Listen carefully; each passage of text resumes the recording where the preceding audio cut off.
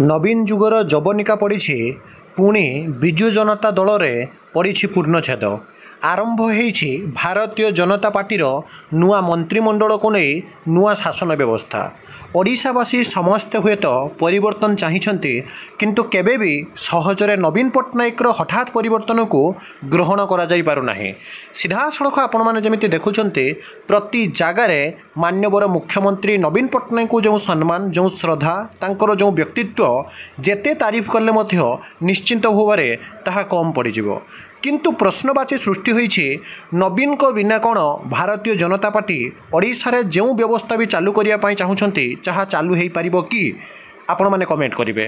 किंतु जदि देखिबे social media रे हब कथा हो बा एग्जिट पोल कथा हो विभिन्न विभागर जो सब फाइल हो पारे समान काम को समान मजूरी कथा हो पारे नुआ मुख्यमंत्री जेकोसी काम कथा हो पारे सबु जगार मान्यवर मुख्यमंत्री तथा पूर्वतन मुख्यमंत्री नवीन पट्टनायक जदि साहाय्य न रहिबो निश्चिंत भाव में केबे भी काम आगु को जाई परिबो नाही। कारण दीर्घ 24 वर्ष 25 वर्षर अभिज्ञ एक्सपीरियंस व्यक्तित्व जड़े केबे भी हठात उपरे नुआ करी जग देउथुवा व्यक्ति केबे भी मुख्यमंत्री से समस्त दायित्व संभाली पारिबो नाही बोली कहा जाउछे। किंतु एक कथा भी कहा जाई न पारे जे मोहन चरण माझी जे कि वर्तमान रे ओडिशा रे गोटे नुआ एवं गोटे असाधारण चरित्र तथा प्रतिभा ओडिशा वर्तमान मुख्यमंत्री मोहन चरण माझी जेतेबेले कि शपथ पाठ को जाइथिले से मध्य आपण माने सीधा सड़क देखि पारिथिबे निजर नुआ टीम गढ़िबा ठारू आरंभ करी मुख्यमंत्री भावे शपथ नेबा पूर्वरु पूर्वतन मुख्यमंत्री नवीन पट्टनायक आशीर्वाद लड़ीथिले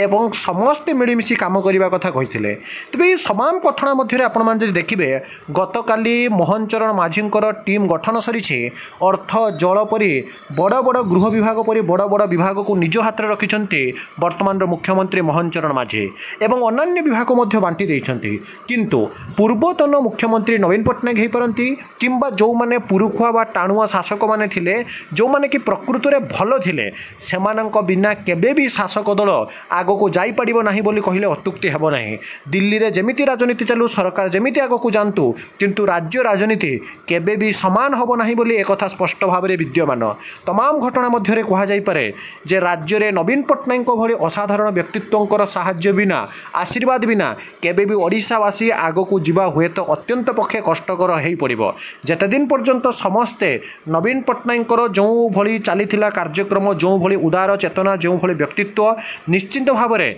बीजेपी बा भारतीय जनता पार्टी ओडिशा रे जदियो सरकार गठन करिसेंती आमे बीजेडी कथा कहूना हो किंतु नवीन पट्टनायक अभिज्ञता कथा एठी कहा जाउछि तांको बिना केबे भी राज्य आग को जाई परिबो नाही। कमेंट